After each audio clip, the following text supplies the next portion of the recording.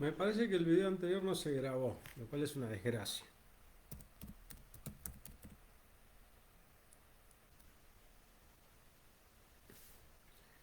Vamos a seguir, tengo que abrir otro PowerPoint para seguir que me había olvidado. Ahí está. O capaz que no me había olvidado, pero ahora ya está abierto. ¿Qué hora es? Las 4. Estamos bien. Bueno, dudas, preguntas o comentarios. Veo que el único que se mantiene en cámara es Juan. Ahí apareció Guada. Bienvenida. Sí, no hay duda. Y Por acá estoy suerte yo. todo bien hasta ahora. Bueno, muy bien.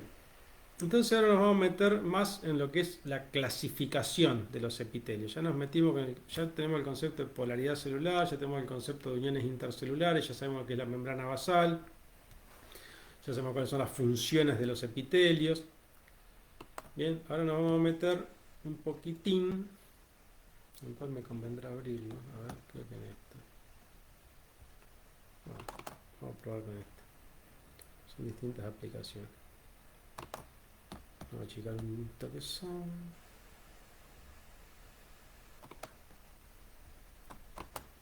Ahí va. Bueno, a ver. Básicamente, los epitelios forman membranas. Bien, se apoyan sobre una membrana basal, que acá ustedes la van a ver en verde, se la estoy redibujando con un verde un poco más saltón. Ahí me corrí un poquito. ¿Ven? Los conductos de las glándulas, los túbulos renales, por ejemplo, también están formados todos por epitelios y tienen toda su membrana basal. Los vasos sanguíneos también, con la diferencia de que las células son planas, no son cúbicas, pero bueno, vamos al primer concepto. Básicamente, un primer concepto con los epitelios es el número de capas. Acá tienen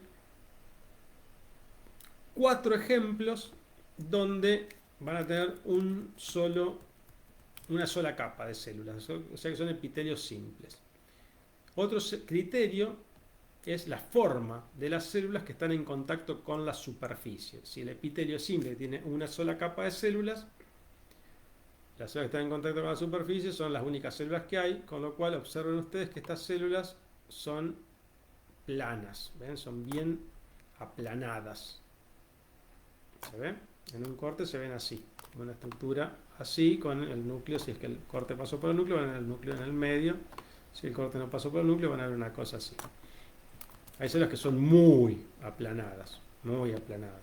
Capaz que no están derechas así, pero son muy aplanadas, como por ejemplo la de los alvéolos pulmonares.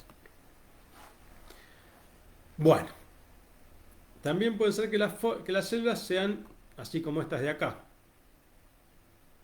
cuadraditas. Entonces el epitelio es cúbico. También puede ser que sean así, alargaditas a lo alto. Entonces el epitelio es cilíndrico. Si son muy altas, se puede ser cilíndrico columnar. Y obviamente que están los espacios intermedios entre todo esto, ¿no? Tenemos células que uno no sabe si son planas o cúbicas. Eso pasa mucho, por ejemplo, en la glándula tiroides. Después ya vamos a ver. Pero básicamente los histólogos tratan de encasillar todo epitelio en estos tres que están acá. El epitelio simple lo tratan de encasillar en estos tres conceptos, que es epitelio plano simple, cúbico simple o cilíndrico simple. Repito, plano simple, cúbico simple o cilíndrico simple. Después hay un epitelio que se llama pseudo estratificado. Pseudo, siempre cuando ustedes encuentren el prefijo pseudo, quiere decir que parece pero no es. Conceptualicen eso. Bien, cualquier cosa que empiece con el prefijo pseudo quiere decir que es algo que parece ser algo que no es. Y este epitelio parece ser estratificado, pero no lo es. ¿Por qué no es estratificado? Porque si yo me desplazo por la membrana basal del epitelio, voy a ver que todas las células del epitelio, absolutamente todas, están unidas a la membrana basal. Y voy a tener básicamente dos tipos de células. Células que llegan hasta la luz y células que no llegan hasta la luz. Acá justo no hay ninguna, esta podría ser, acá este triangulito. La verdad que esta la podrían haber cortado acá para que sea más comprensible. Es decir, todas las células contactan con la membrana basal, pero no todas contactan con la luz. Pero además, fíjense que en los epitelios simples yo voy a encontrar núcleos a distintas alturas, perdón, a la misma altura, relativamente a la misma altura en relación a la membrana basal. ¿Ven? Acá encuentro los núcleos relativamente a la misma altura con relación a la membrana basal. Acá hay, o sea, esto no es matemático, puede haber un poquito más o un poquito arriba, pero están más o menos toda a la misma altura con relación a la membrana basal. En cambio, en el epitelio pseudo estratificado, yo voy a ver que encuentro núcleos a distintas alturas. Las células basales generalmente van a tener el núcleo más abajo y las células apicales generalmente el núcleo un poco más al medio. Este como que está exagerado el dibujo, ¿sí? Van a estar un poco acá más al medio. Bien. Entonces, si yo, ¿qué pasa? Como en la tinción, generalmente los límites intercelulares no son muy visibles.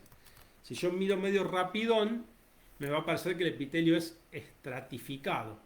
Pero si miro con más detalle, me voy a dar cuenta que no es estratificado. Por eso es pseudo estratificado. Típico del epitelio respiratorio, que es un epitelio cilíndrico, pseudo estratificado, ciliado y con células caliciformes que acá no están dibujadas. Entonces voy a dibujar yo el núcleo basal. Este núcleo acá no iría. Bien. Cilíndrico, pseudoestratificado, ciliado con células caliciformes. Ese es el epitelio típico respiratorio. Esos son los epitelios simples. Bien. Obviamente que si el epitelio tiene más de una capa de células, ese epitelio es un epitelio estratificado. Y la característica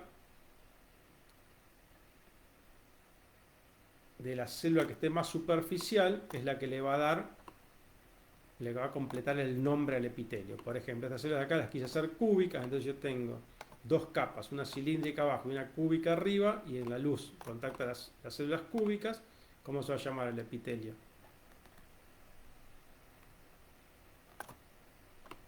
Epitelio estratificado, las de arriba en cúbicas, ¿no? Cúbico, muy bien.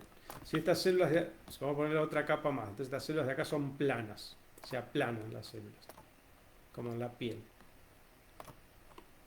Ahora ya tengo 3 capas, 4 capas, podría tener 2, no importa, pero tengo más de una capa y las células superficiales son planas, entonces el epitelio es plano estratificado. Y si además, ahora se me agrega algo acá arriba, por ejemplo acá se me habían agregado cilias, entonces este epitelio es pseudoestratificado, ciliado, con células caliciformes. Si acá se me agrega una capa, como por ejemplo pasa en la piel, que es el estrato córneo o la queratina, decimos que el epitelio es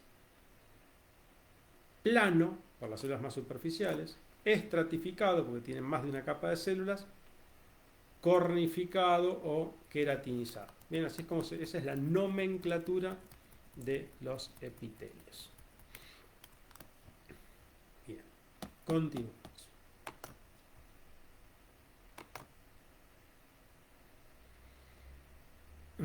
Epitelios planos simples, ejemplos. Los más... A ver. Los lobulillos renales los vamos a ver después, pero el lugar donde se filtra el filtrado glomerular tiene un epitelio plano que lo recubre, tanto que recubre a los vasos sanguíneos, que es un epitelio muy especializado que se llaman podocitos, como lo que va a formar lo que se llama la cápsula, ya lo vamos a ver. Los alvéolos pulmonares, esto es fácil de intuir. Es decir, yo necesito que el aire pase rápido a la sangre, entonces la pared de la parte más distal del pulmón tiene una celulita muy muy plana. Y después todos los vasos sanguíneos, que el epitelio que recubre por dentro a todos los vasos sanguíneos se llama endotelio. Eso se continúa dentro del corazón, que se llama endocardio. Bien. Es un epitelio plano simple. Después vamos a ver que tenemos distintos tipos de vasos sanguíneos, pero eso lo vamos a ver después. Acá lo que están viendo, no sé si se dan cuenta, pero se los voy a dibujar. Fíjense. Este es el núcleo de la célula endotelial. Esta es la proyección citoplasmática. ¿Ven? Bueno, llega hasta ahí. Acá hay unos pedacitos de otra célula como que se va entreverando. Esta llegaría hasta acá. Pero ven, una célula muy plana. Y entonces vamos a dibujarla de vuelta sin esa La célula, el citoplasma de esta célula sería toda esta parte. De acá hasta acá y obviamente se proyecta hacia acá, ¿no es cierto? Tridimensionalmente. Bueno, acá está el núcleo de otra, ¿ven? Está el núcleo, está la célula. Plana, plana, plana, plana. Entonces, esos son ejemplos de epitelios planos simples. Después, ¿qué pasa? Yo tengo un montón de órganos, el corazón, los pulmones, los intestinos. Todos esos órganos que les mencioné están recubiertos por un epitelio. Entonces, esto que tiene acá es el miocardio, o sea, músculo cardíaco. Acá hay una capita de tejido conectivo y después hay una pared acá que está formada por un epitelio plano simple que se llama mesotelio. O sea, todo lo que recubre los órganos internos se llama mesotelio. Endotelio dentro de los vasos sanguíneos. Endo quiere decir adentro. Meso quiere decir al medio. Es lo que recubre los órganos. Generalmente se repliegan en los extremos de los órganos, en el pulmón, en el corazón, y se continúan con otro mesotelio que está en contacto con el mesotelio anterior. El que está en contacto con el órgano se llama mesotelio visceral y el que está en contacto con el resto de la pared se llama parietal. Eso es lo que pasa acá con este mesotelio del corazón que se llama pericardio. Entonces tenemos la capa visceral del pericardio y la capa parietal del pericardio. Son dos mesotelios, o sea, dos epitelios planos simples con su tejido conectivo subyacente, etc. Ya lo vamos a ver cuando veamos corazón. No se asusten, pero son ejemplos de epitelios planos simples. Bueno, ¿se acuerdan que les decía el asunto de el riñón? Bueno, esto es el vaso sanguíneo que entra, forma un glomérulo y después tenemos, estas células se llaman podocitos, que es un epitelio plano simple pero muy especializado, ya lo vamos a estudiar en su momento. Y acá está la sangre y acá queda un espacio que se llama espacio de Bowman. Vamos a ponerle la L de luz y por acá se filtra el ultrafiltrado de plasma que va a constituir la orina. Además, estos podocitos que van a recubrir a todos los vasos sanguíneos, donde entran los vasos y donde salen los vasos, se repliegan y forman la pared que separa a este espacio el resto del riñón. Y esto, fíjense cómo esta celulita sigue una célula normal de un epitelio plano simple. Ven, acá tienen una celulita, ahí tienen la unidad intercelular, acá tienen la otra celulita. Ven, se proyecta hacia allá, por supuesto. Bueno, muy bien. Es un ejemplo de epitelio plano simple. Acá tienen un dibujo mucho más básico, pero donde tienen dos claros ejemplos de epitelios planos simples. O sea, esta es la luz del pulmón. Acá tienen el oxígeno en azul entrando, atraviesa el neumocito, que es la célula plana del pulmón. Esta célula en realidad está mal dibujado esto, porque esta célula es mucho más plana, muy, muy plana. Después acá tenemos una membrana basal unificada entre lo que es la membrana basal del epitelio del pulmón y la membrana basal del vaso sanguíneo. Tenemos las células endoteliales, estos son los glóbulos rojos, y después, si nos vamos al tejido periférico, vamos a tener que atraviesa de vuelta el oxígeno el endotelio y va a llegar a la célula que tenga que llegar, la célula X. Bien, pero acá tenemos dos clarísimos ejemplos de epitelios planos simples, el epitelio de los alvéolos pulmonares y el epitelio que ya les había mencionado de los vasos sanguíneos que se llama endotelio. Está acá, esto se llama barrera hemato por la sangre alveolar. Bien, esta de acá, esta estructura de acá, todo esto se llama barrera hemato, acá está la sangre, acá dentro de los vasos, glomerular, porque esto se llama glomérulo renal, toda esta estructura. Bueno, en realidad el glomérulo es esto es la cápsula, pero bueno, este es el glomérulo. Toda esta estructura se llama corpúsculo, no cápsula, perdón. Toda esta estructura se llama corpúsculo renal. Todo esto que les voy a dibujar ahora es el corpúsculo renal. Esta parte de arriba se llama aparato yuxtaglomerular y esto que les voy a dibujar ahora, espero que se lo voy a dibujar con otro color, se llama glomérulo, igual todo esto lo vamos a ver después, pero se los dibujo así ya van conceptualizando. No, perdón, dibujé mal. Este es el glomérulo. El glomérulo, los vasos sanguíneos con todos los podocitos y algunas celulitas mesangiales intraglomerulares que se llaman. Este sería el glomérulo. Glomérulo y todo lo que rodea más el glomérulo se llama corpúsculo. No importa. Ya lo vamos a ver cuando veamos renal. Vamos a seguir con el epitelio porque me voy por las ramas.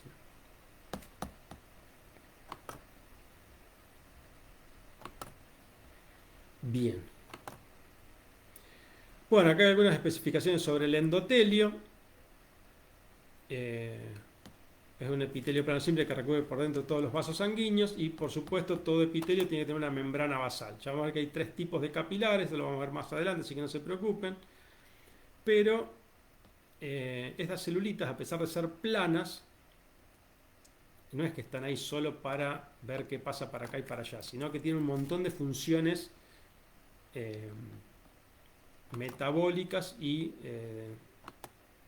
funcionales en general. Por ejemplo, yo tengo una infección, vamos a ver que me ataca una bacteria, entonces tengo en la piel células, en la piel o en el tejido conectivo en general, células que son la primera línea de defensa celular, que son los macrófagos y los mastocitos, que están en el tejido conectivo. Entonces entra la bacteria, se la morfa el macrófago, empieza a secretar lo que se llaman interleuquinas, se activa también el mastocito, empieza a secretar también interleuquinas, heparina, etc. Eso hace que la célula endotelial capte esa información y empieza a expresar unas moléculas acá que agarran a los glóbulos blancos que andan dando vueltas en la sangre y los hacen pasar entre el espacio intercelular y que van al sitio de infección, por ejemplo.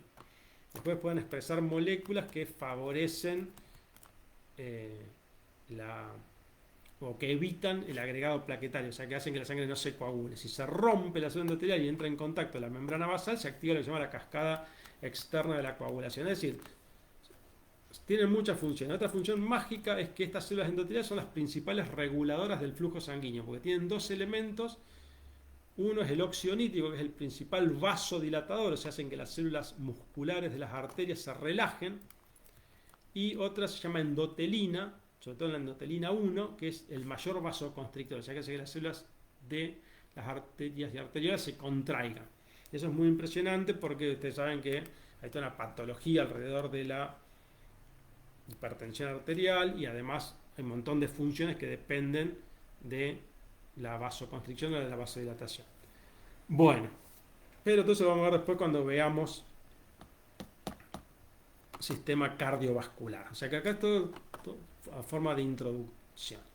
Bueno, si me meto un poquito con los epitelios cúbicos, acá tienen algunos ejemplos. Esto que ven acá es la glándula tiroides. Estas son células secretoras.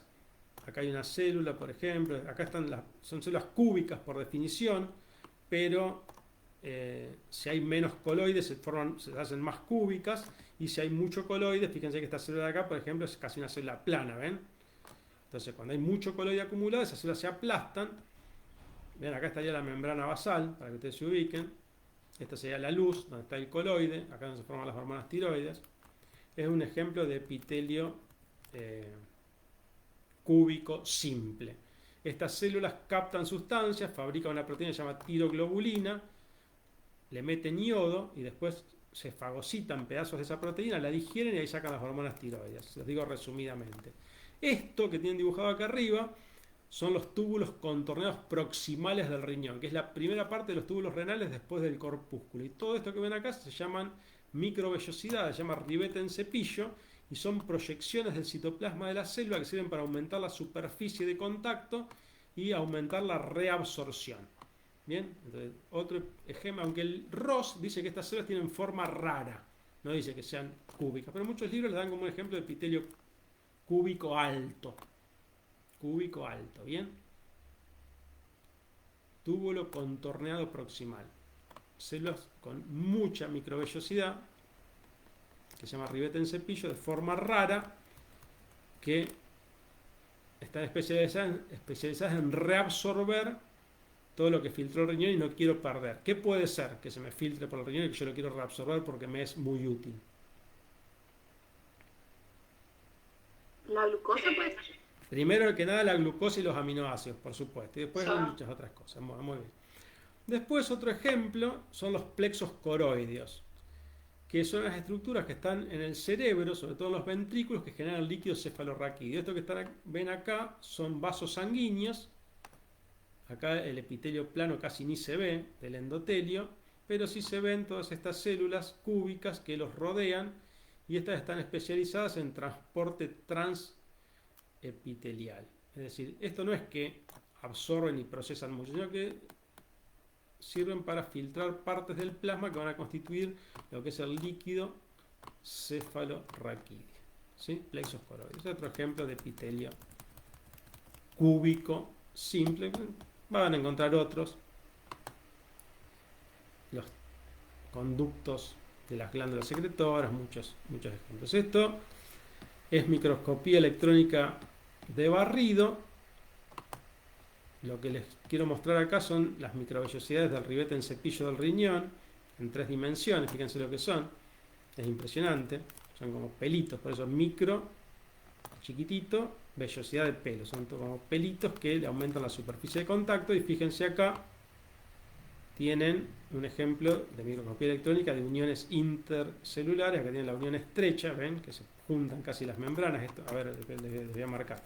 Esto de acá es una célula y esta es la otra célula. Acá está el límite entre una célula y otra. Entonces esto, ahí donde ven que prácticamente se unifica todo este espacio que está con la flecha roja, es la unión estrecha.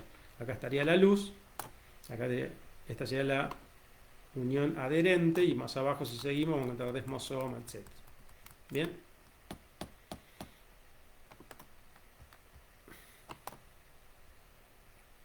Bueno, ya les dije lo de las microvellosidades, más de lo mismo. Los cilios tienen movilidad, las microvellosidades no, simplemente aumentan la superficie de absorción. Acá tienen más ejemplos de epitelios cúbicos simples, de los mismos de siempre. Y acá tienen ejemplos de epitelios cilíndricos. Epitelios cilíndricos, ¿dónde vamos a encontrar? Un epitelio cilíndrico secretor, vamos a encontrar, por ejemplo, en la superficie del estómago. Un epitelio cilíndrico de absorción, vamos a encontrar en la superficie del intestino. Esto de acá abajo seguramente es vesícula biliar, donde el epitelio es muy parecido al del intestino. Son enterocitos, pero son mucho más altos y se especializan en absorber agua. Se llama epitelio cilíndrico columnar. Ven que este sí es bien columnar, que parecen columnas. Bueno, pero son variaciones de los epitelios cilíndricos. Acá tienen otro. Son variaciones de epitelios cilíndricos simples.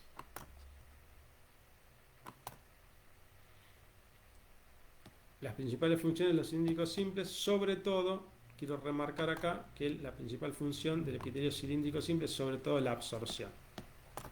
Por supuesto, leí el ejemplo del estómago, que es la secreción, y también hay transporte. Por ejemplo, en el caso de las trompas de Falopio, hay transporte supraepitelial porque son ciliadas, entonces hacen que el ovocito vaya hacia el útero y que los espermatozoides, bueno, con los espermatozoides no se lavan, en realidad, listo. Bueno, pero epitelio cilíndrico, sobre todo asocienlo a absorción, ¿ok? Epitelio pseudoestratificado, que tienen 2 ejemplos de epitelio pseudoestratificado. El epidídimo de la vía espermática, y acá arriba tienen el epitelio respiratorio. Fíjense que la diferencia que hay entre el dibujo y la realidad. Fíjense que acá sí están los núcleos bien a distintas alturas. Podemos ver hasta 3 alturas. Acá tienen las cilias. Este es el típico epitelio respiratorio. Bueno, es medio aburrida ya la clase. Es un poco más de lo mismo. No, esto lo pueden ver en el video, lo van a ver mejor. Especialización de membrana del cilíndrico simple. Esto sí es importante. Esperen que quiero borrar esta raya que me quedó acá.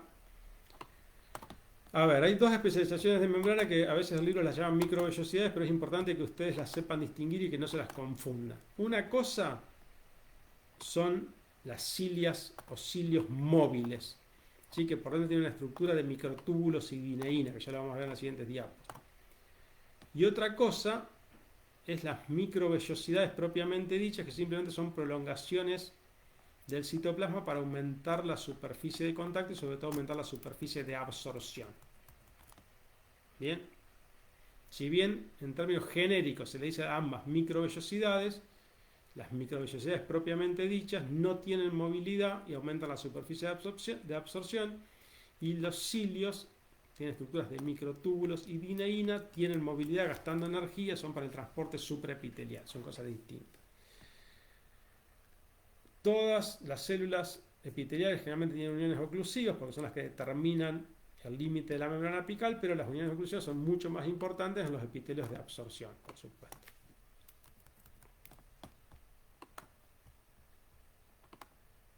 Bueno, acá tienen la estructura que forman los cilios móviles, 9 pares de microtúbulos periféricos y 2 pares centrales. A ver, los microtúbulos son aglomeraciones de la proteína que se llama tubulina, que forman estas estructuras que ustedes ven acá. Esto es un corte transversal hecho con el microscopio, ya es como que lo estamos viendo de arriba y lo cortamos al cilio.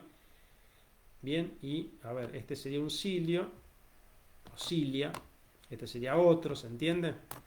Tienen la misma estructura que tienen los flagelos de los espermatozoides, y el movimiento de desplazamiento de un microtúbulo sobre el otro, miren mis manos, ¿no tengo la cámara prendida?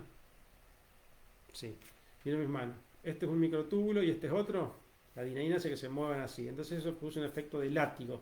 ¿Se entiende? Bien.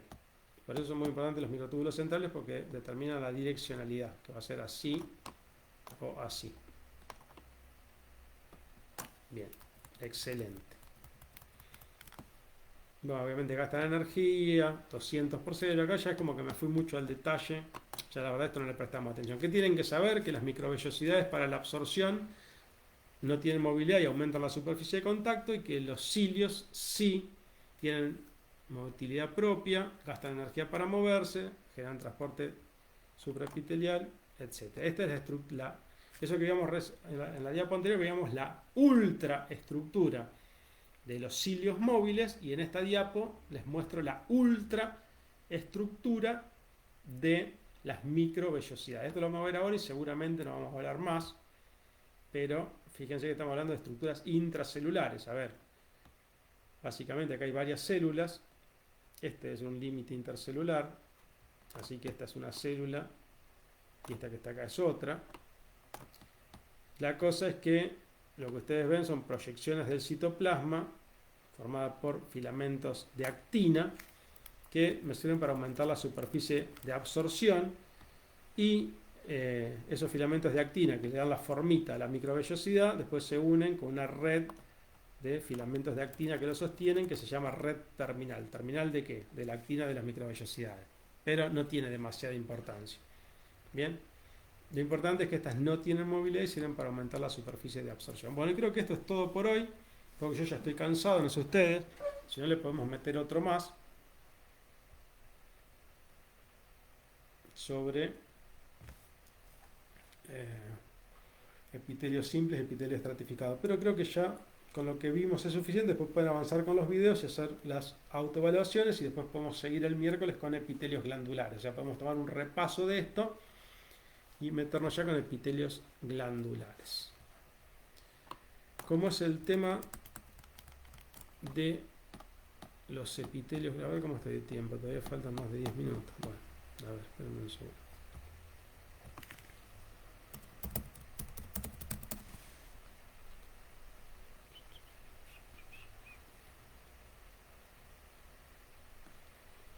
Epitelios glandulares, PDF. Tengo una consulta. Sí.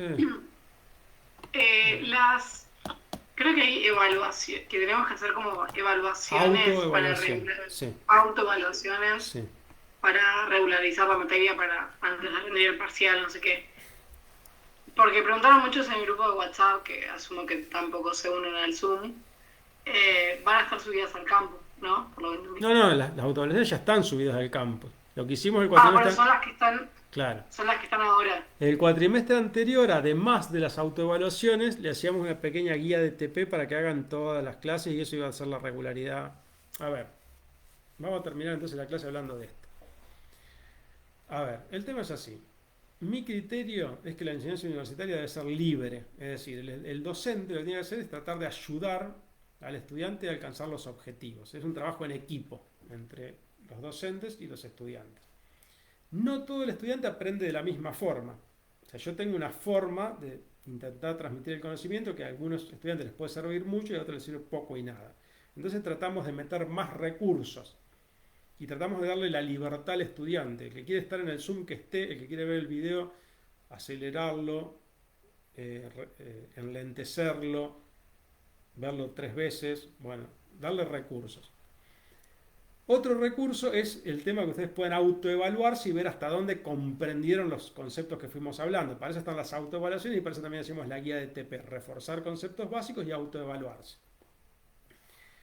Con la guía de TP lo que nos pasó es que perdemos mucho tiempo haciendo la revisión y llegamos muy justo a los últimos temas. Por eso las vamos a disminuir, no las vamos a eliminar, pero las vamos a disminuir este cuatrimestre. Pero siguen teniendo las autoevaluaciones y en el medio les voy a hacer un parcialito también. A mí no me gusta obligarlos a nada.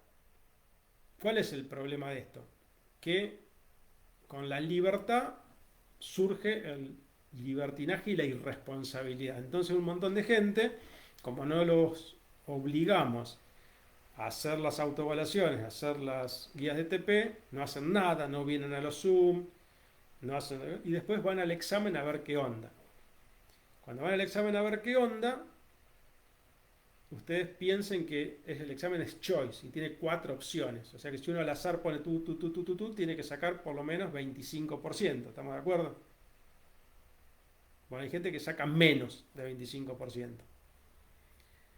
Esto afecta al examen porque apunta a que la cursada fracasó.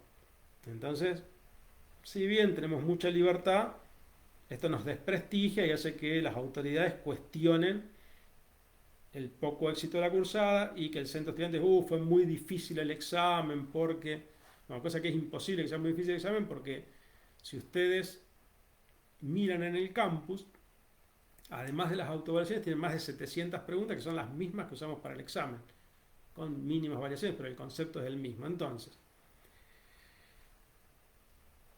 yo no quiero ponerles nada obligatorio, pero apelo a la responsabilidad de ustedes.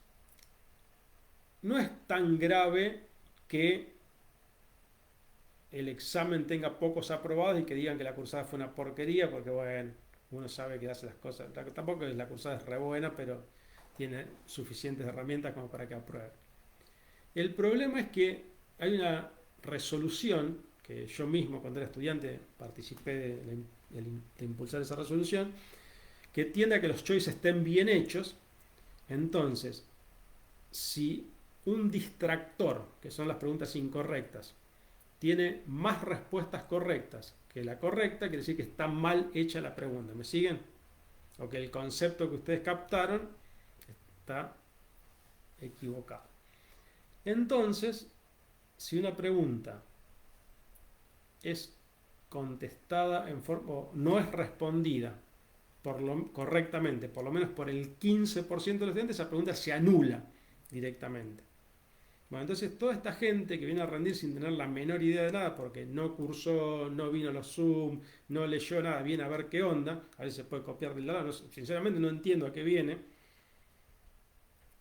a veces hace que haya preguntas que se anulen. Y eso sí es un problema, porque hay preguntas que están perfectamente hechas, se terminan anulando, es un lío la anulación, porque como esto no es, antes cuando era virtual era fácil, porque yo tocaba acá en el campus virtual y ya salían las notas nuevas, ahora hay que ir personalmente, hacer la anulación de la pregunta, publicar otra vez las notas. Bueno, entonces estamos viendo de ajustar y obligarlos un poco a que hagan lo mínimo para que la gente que no le dio ni bola a la materia no venga a rendir.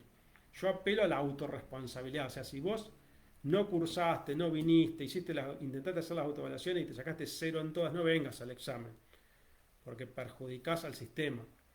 ¿Se entiende? Pero bueno, esa es la situación, esa es la realidad.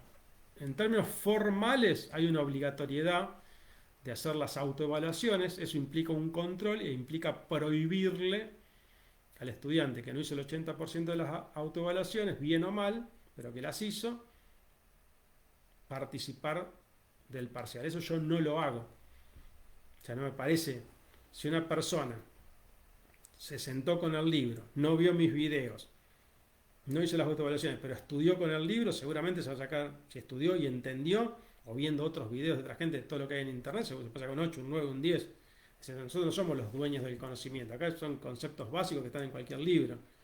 Entonces yo no lo quiero limitar a esa persona, pero esa persona es muy escasa. Lo más común es que sea gente que no estudió, pero no, tampoco leyó, no sabe absolutamente nada y viene a rendir igual a ver qué onda. Y bueno, eso es lo que perjudica el sistema. Por eso hay ciertos parámetros donde sí les pedimos que hagan las autoevaluaciones. Nunca me tomé el trabajo de quitar la regularidad a la gente que no hizo las autoevaluaciones, pero por papeles es así. Es decir, lo que nos exige la facultad es que el que no hace el 80% de las autoevaluaciones no pueda presentarse al examen. ¿Se entendió? Yo te puedo hacer otra pregunta relacionada justo a esto. Sí. Te quería consultar. ¿Habrá capaz un tiempo o es solamente en los Zoom de los ayudantes donde, no sé, hacemos el TP, nos queda una duda, o te la podemos preguntar a vos o Claro. solo es con las ayudantes? Sí, la preguntás en el Facebook. Podés ponerla en el muro o preguntarla Ah. por privado. Listo. Antes teníamos un chat en el campus, pero era un bolonqui. Entonces directamente la pones en el Facebook y listo. Yo te contesto o te contestan las chicas y después, si la pones en el muro, todo el mundo la ve. Si la querés hacer por el chat privado, la haces por el chat privado. Ah, listo. ¿Qué más? Bueno, gente, dejamos acá. Nos vemos la próxima y Buenísimo. arrancamos con los epitelios glandulares porque ya sí, son las 4:30 de la tarde, estamos bien, ¿no? 2 horitas y media, Sí. bastante info, pueden hacer las autoevaluaciones, rever un poquito. ¿Eh? Sí, gracias. Bueno, nos Vale, vemos muchas gracias. el miércoles.